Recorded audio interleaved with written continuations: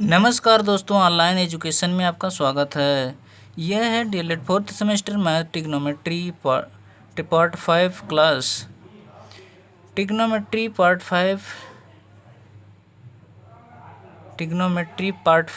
4 हमने कंप्लीट कर लिया था।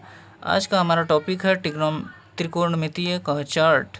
इसको निकालने का तरीका क्या है, चलिए हम शुरू करते हैं। देखिए यहाँ पर इसको कैसे भरते हैं। तो देखिए यहाँ पर सबसे पहले क्या लिखते हैं, 0, फिर 1, फिर 2, फिर 3, फिर 4। अब क्या करते हैं, 4 से सब में भाग करते हैं। यहाँ पर भाग कर लिया, यहाँ पर भाग कर लिया, यहाँ पर बटे 4 लिखते हैं। ठीक, अब क्या करते हैं, इसका वर्गमूल निकालते हैं। वर्गमूल का मतलब अंडर रूट इस पर चढ़ाते हैं। ठीक, चलिए ठीक ना। अब देखो 0 में 4 से भाग देंगे तो कितना आएगा, 0। 0 का वर्गमूल क्या होता है, 0। ठीक, 1/4, 1/4 का वर्गमूल क्या होता है, 1 का वर्गमूल 1 बड़े 4 का वर्गमूल 2। ठीक,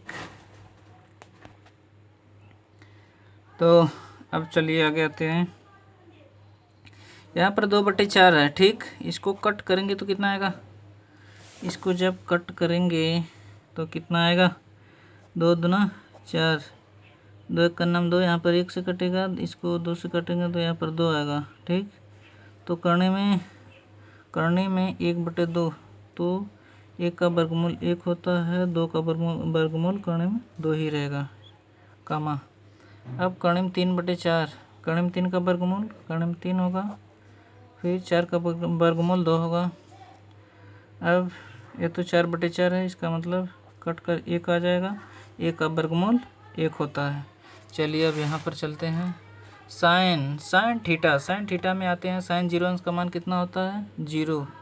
30 अंश का मान 1/2, 45 अंश का मान 1/2, 60 अंश का मान 3/2, 90 अंश का मान 1। यहीं पर यहाँ पर लिख लेते हैं। चलिए साइन 0 अंश का मान कितना होता है, 0।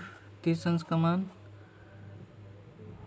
का मान क्या होता है, 1/2। 45 अंश का मान क्या होता है, 1/2, 60 अंश का मान 3/2, 90 अंश का मान 1।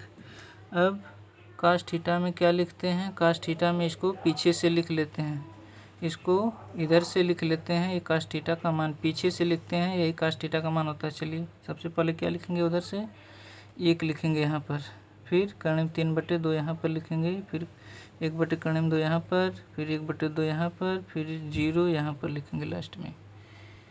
तो यहाँ पर लिख लेते हैं 1,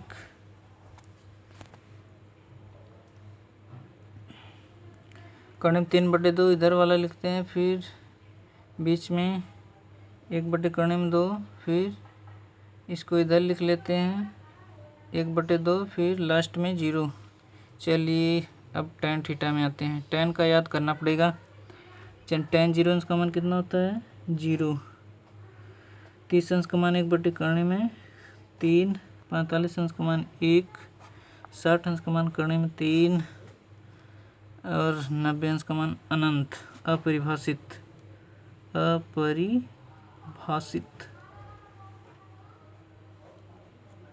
अब इसको उलट कर लिख लेते हैं, इसको पीछे से लिख लेते हैं। इसके शुरू में cot थीटा का मान यही हो जाता है। चलिए यहाँ पर क्या होगा, उधर से tan थीटा के पीछे से लिखते हैं, तो अनंत, यहाँ पर करने में 3, यहाँ पर 1, यहाँ पर करने में 1/3, फिर यहाँ पर 0। ये वाला लास्ट में चल जाता है। tan 0 अंश में 0 था, इसको लास्ट में लिख लेते हैं।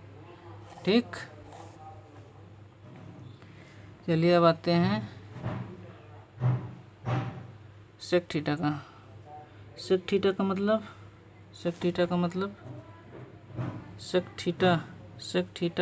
क्या होता है, सेक थीटा बराबर 1/cos थीटा। जो cos थीटा का मान है उसको 1/में करके लिखते हैं। जैसे वहाँ पर कास थीटा का मान कितना था, 0 अंश का मान 1 था, तो क्या लिखेंगे यहाँ पर 1 कास 0 अंश का मान सेक थीटा का मतलब 1 कास थीटा, तो कास 0 अंश का मान कितना होता है, 1 होता, तो 1/1 बराबर 1। कास 30 अंश का मान कर्ण में 3/2, तो इसको उलट 1 कर्ण में 3/2।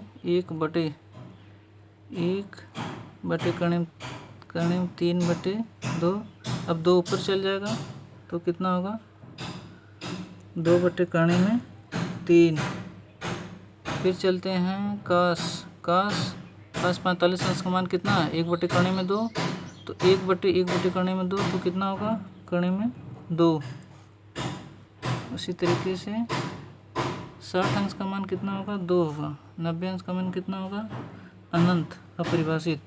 अब यही उलट कर लिख लेते हैं कोशेक में पीछे से, तो अनंत होगा 2 होगा कर्ण में 2, 2/कर्ण में 3, फिर लास्ट में 1। चलिए, thank you for watching this video. मिलते हैं अगली क्लास में। Thank you.